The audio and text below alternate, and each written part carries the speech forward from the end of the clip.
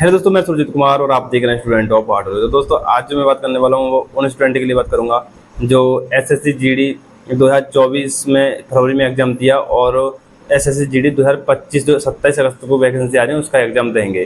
ठीक है, अब इस वैकेंसी में जो 27 अगस्त को फॉर्म्स के आएंगे उसमें दो तरह के स्टूडेंट बैठेंगे। एक स्टूडेंट तो वो होंगे जो बिल्कुल फ्रेशर होंगे, उन्होंने एसएससी जीडी का एग्ज़ाम कभी नहीं दिया है, और एक स्टूडेंट वो होंगे जिन्होंने एसएससी जीडी 2024 फरवरी में जो एग्ज़ाम हुआ था वो एग्ज़ाम दिया है, और जिनके अभी नंबर कम हैं, इस वजह से उनका सिलेक्शन नहीं हो पाएगा वो, और वो एग्ज़ाम में बैठेंगे। ठीक है, तो अब इन दोनों तरह के स्टूडेंट की हम बात करेंगे कि तैयारी को अब मतलब किस तरीके से करें कि हमारा जो स्कोर है एक अच्छा स्कोर हो जाए, सिलेक्शन हो जाए। ठीक है, तो सबसे पहले आपको देखो, मैं मान के चल रहा हूँ आपने कोई बैच ले रखा है, जैसे RW का बैच ले रखा है आपने, अफसर बैच, तो उसी के आधार पर हम बात करेंगे कि अपन लोग को तैयारी मतलब कैसे करनी है। ठीक है, चलो शुरू करते हैं।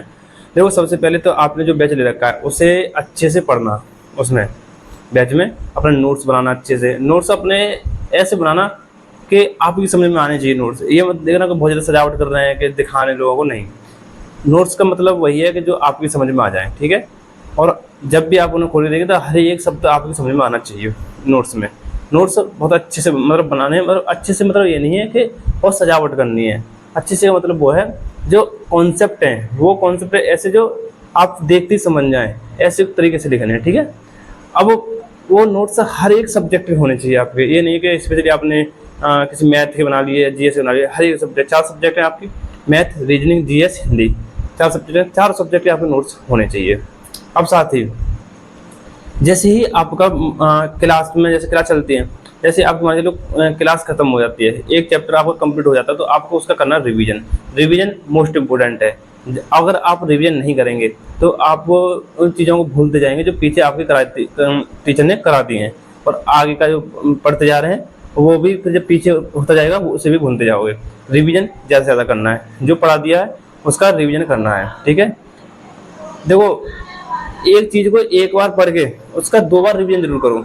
अगर मान के चलो आप एक बार पढ़ के नई 2 चीज़ों को पढ़ रहे हो तो अब वो नई 2 चीज़ें बेकार हैं फिर आपकी। अगर आपने जो एक चीज़ पढ़ के उसका 2 बार रिवीजन नहीं किया, रिवीजन हमेशा सिलेक्शन दिलाता है, ये बात अपने दिमाग में बिठा लेना, ये बात।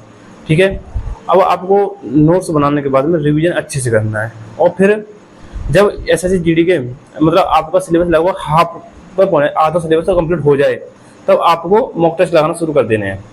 एसएससी जीडी के मॉक टेस्ट लगाना शुरू कर देने, जो कि हफ्ते में एक बार मॉक टेस्ट होता है। रोजाना वेतन के एप्लीकेशन पर किसी भी प्लेटफॉर्म पर मॉक टेस्ट लगा लीजिएगा, लेकिन एसएससी जीडी का मॉक टेस्ट जरूर लगाना।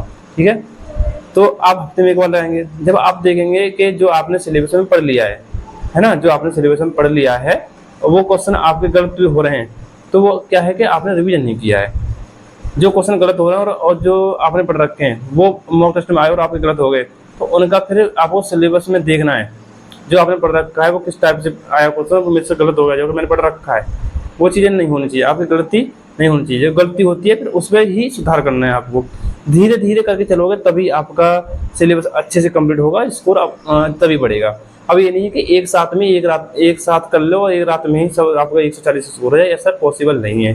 सब चीज़ें धीरे धीरे होती हैं, जन्म से ही कोई सीख के नहीं आता, सब धीरे धीरे सीखते हैं। ठीक है, तो आप धीरे धीरे चलिए, अपनी कमियों को पहचानते हुए चलिए कि मेरी कमी अभी यहाँ पे चल रही है। मान चलो आपका मैथ में परसेंटेज चैप्टर करा दिया टीचर ने, है ना, परसेंटेज चैप्टर करा दिया, फिर लेकिन आपके क्वेश्चन फिर भी गलत हो रहे हैं, तो वो कमी आपकी है, टीचर की नहीं है, क्योंकि आपने उसकी प्रैक्टिस नहीं की, रिवीजन नहीं किया।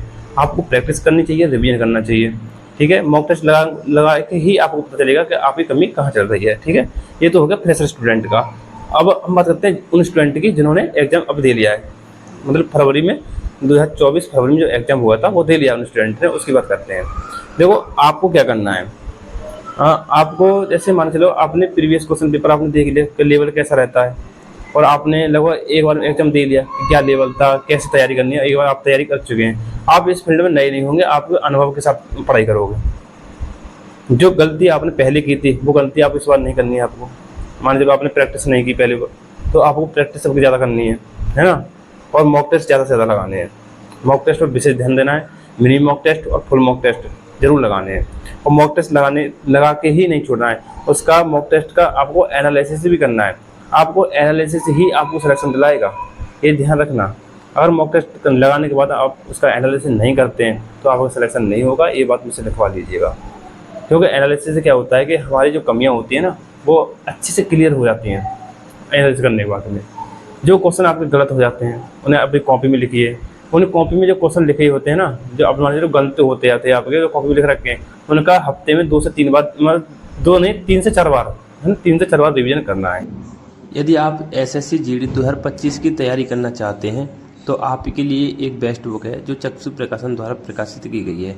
इस बुक में आपको हिंदी, मैथ, रीजनिंग, जीएस के सभी टॉपिक एक साथ मिल जाते हैं और साथ ही इसमें आपको फरवरी 2024 में हुए सभी एग्जाम के सॉल्व पेपर मिल जाते हैं और इन बुक के प्रैक्टिस सेट भी आते हैं जिससे आपकी तैयारी और मजबूत हो सकती है। अगर आप इस बुक को ऑनलाइन लेना चाहते हैं तो आपको इसका लिंक डिस्क्रिप्शन बॉक्स में मिल जाएगा। यदि आप इस बुक को ऑफलाइन लेना चाहते हैं तो आपको ये बुक नज़दीकी मार्केट में उपलब्ध है, वहाँ से आप इस बुक को ले सकते हैं।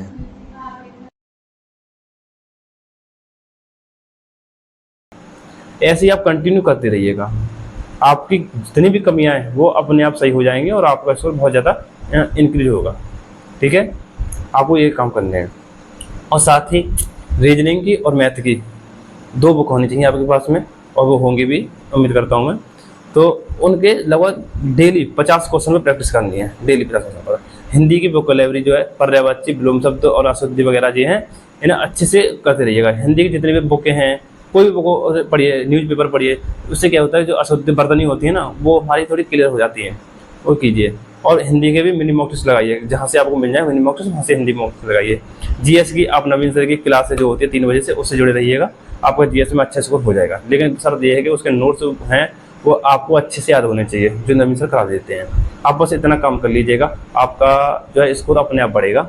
आप अपनी कमियों पर ज़्यादा वर्क कीजिए, ठीक है, प्रैक्टिस ज़्यादा से ज़्यादा कीजिए। नोट्स आपके पास होंगे ज़्यादा, देखो आप ज़्यादा क्लास की तरफ मत जाना, खुद की सेल्फ स्टडी ज़्यादा करना, है ना। ये नहीं है कि 8-8, 7-7 घंटे आप क्लास कर रहे हैं, क्लास नहीं करनी 7-7 घंटा, अपनी सेल्फ स्टडी भी ज़्यादा देना। आपके नोट्स पहले से रखे हुए हैं, नोट्स को अच्छे से रिवाइज कीजिए, ठीक है। तो मैं, अगर आपको और कोई डाउट हो तो आप बता देना कमेंट बॉक्स में। तो आज के लिए इतना ही, धन्यवाद।